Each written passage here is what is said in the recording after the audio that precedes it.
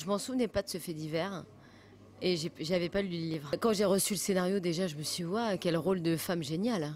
Quoi, je veux dire, pour une actrice, déjà à jouer, c'est super, il y a tout à jouer. Donc ça n'a fait que me donner envie. Et après, le fait que ce soit une histoire vraie, bon, bah, ça a une résonance évidemment plus forte. Alors, je l'ai croisée sur le tournage, elle est venue déjeuner avec nous à la cantine. Mais on n'a pas eu trop le temps de parler parce que c'est vrai que c'était dense, hein, le rythme de tournage. Donc j'ai pas eu l'occasion de parler avec elle. Quand elle est venue, c'était en plein tournage et ça n'aurait pas pu m'aider en fait. Soit il faut la rencontrer avant, la personne concernée, mais pendant le tournage, ça aide plus parce que de toute façon on est embarqué dans un truc, on propose quelque chose. Mais bon, je serais ravie de la rencontrer après qu'elle ait vu le film et qu'on en parle. En fait, j'ai pas vraiment composé, c'est-à-dire que moi je me dis voilà, c'est un destin de femme qui a 2 enfants qu'elle aime.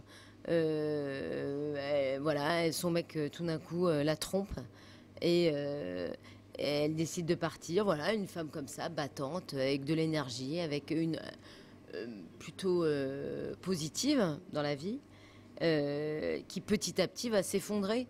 Et je l'ai pris comme c'est écrit, comme j'imagine que ça se passe. Après, c'est vrai on est prisonnier d'un scénario. Hein. Il est écrit comme ça. Je me l'approprie et puis je fais ce que je peux avec qui je suis. Moi, vraiment, je comprends qu'on en arrive à faire des trucs, mais fous, quoi. Je comprends très bien l'angoisse, la peur, la honte, et l'appel au secours, quoi. C'est vrai que c'est un appel au secours. Et tout d'un coup, c'est un appel au secours sur un truc. Elle va braquer un bar-tabac à 6 heures du mat, il n'y a pas d'argent dans la caisse. Il n'y a aucune réflexion, quoi. C'est vraiment, tout d'un coup, elle se dit, ok, je me lève, je prends mon âge et je vais chercher du fruit. Elle est dans un autre, elle est ailleurs hein, à ce moment-là, quand elle le fait. Hein, plus rien n'existe. Moi, je comprends très bien qu'on en arrive là.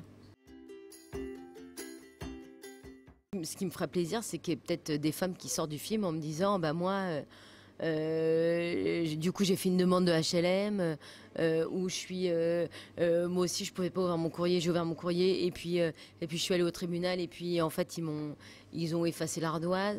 J'adorais que ça provoque l'envie d'agir et de plus être isolé, quoi, de sortir de l'isolement. Bah, complètement. J'imagine. Qu'elle aurait eu du réconfort parce qu'il y a une vraie fraternité entre les gilets jaunes. Ouais, elle s'enferme. Je sais pas. C'est la honte. Moi, j'ai toujours du plaisir à jouer.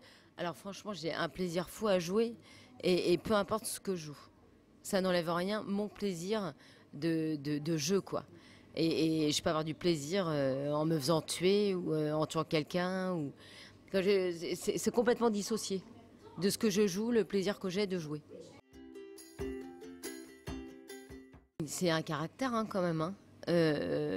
Voilà, et puis c'est l'histoire d'une vie, je pense.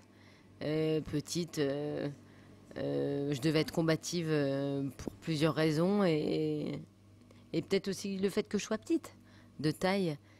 Je pense que fallait que je trouve ma place, quoi. Donc il y a plein de raisons qui font qu'on est combatif. Puis on est combatif quand il y a de l'adversité. Et j'en ai vécu.